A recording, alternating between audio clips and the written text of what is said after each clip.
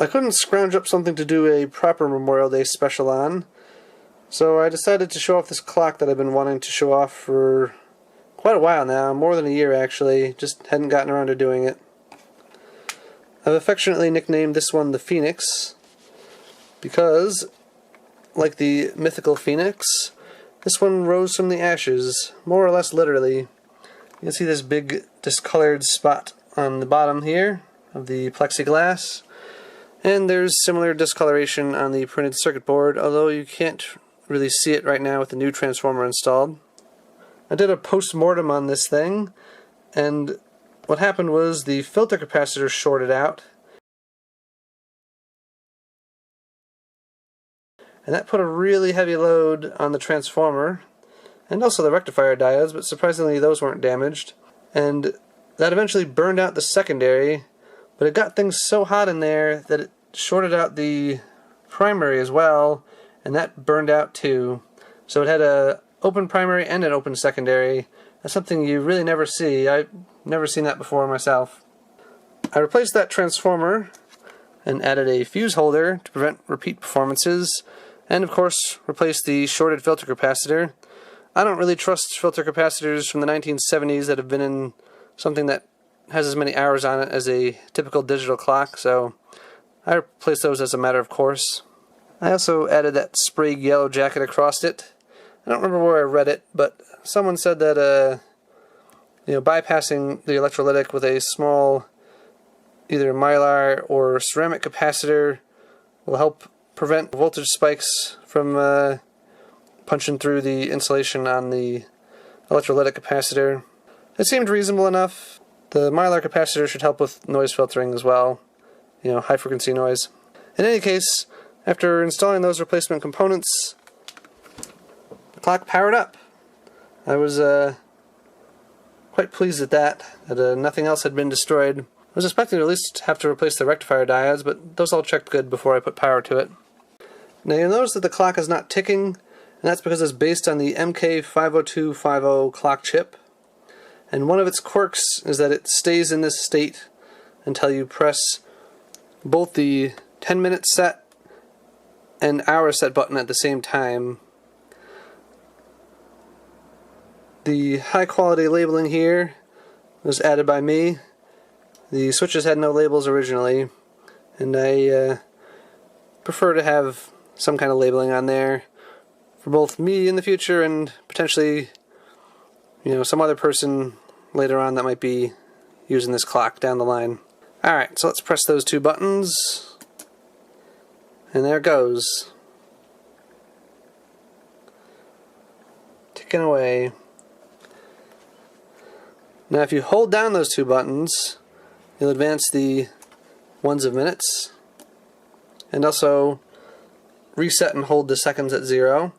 That's how you synchronize this thing to the exact second. You can also wire it up to have a hold control, but that's not necessary with the feature of holding down those two buttons. Pressing just the hours button, of course, advances the hours, and this clock has AM and PM because it has an alarm. There's the PM light. It was originally over here, but I rewired things to move it over there. That light is now the alarm on indication. The tens of minutes button advances the tens of minutes. On some MOSTEC clock chips, advancing the tens of minutes or ones of minutes won't roll over the next digit, but on this one it does. Honestly, I'd rather it didn't. You can switch to alarm set mode by flipping this switch. There's your alarm time. Make that whatever you want. This clock also has variable brightness, as you can see from that. Be blocking and unblocking the light sensor, which is the big CDS cell down there. So there's the low, there's kind of your medium and your high. There isn't so much difference between the medium and high, but the low is quite low. I think that's a very useful feature. It means you can see the clock clearly in bright light, and then at night, when you don't want this thing blasting in your eyes, it's nice and dim. And I modified the wiring a bit such that the colon separator LEDs and the PM indicator LED also dim. They did not originally. Alright, I'm going to set the time to 8:09, so it's 1 minute away from the alarm going off. Turn the alarm on. So this clock is one of the ones that came in that big group of homemade clocks I picked up back in, I believe, 2019.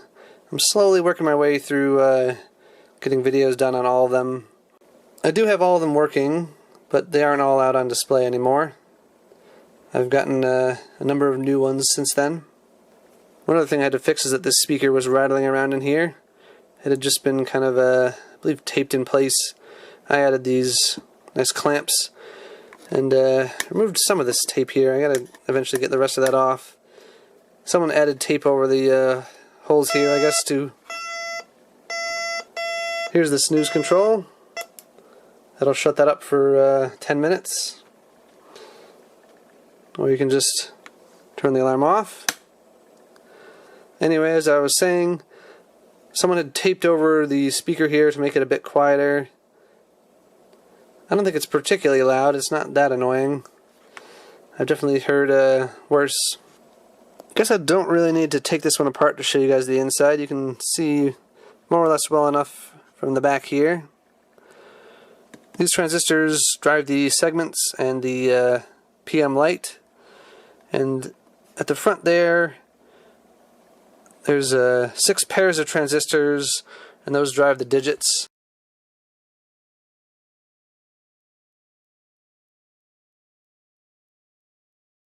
The display board is a generic display board that they wired up for these particular displays. You can see all the jumper wires there along the top. And on the back you can see tons of unused pads and all that.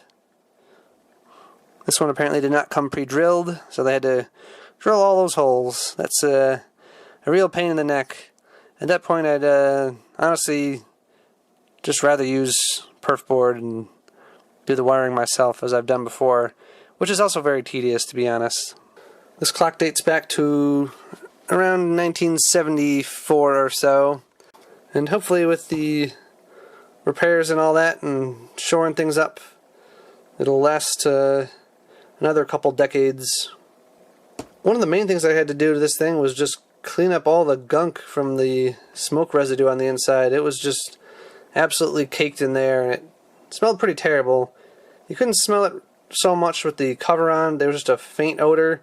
But once you took the cover off, it was almost overwhelming. Definitely not pleasant.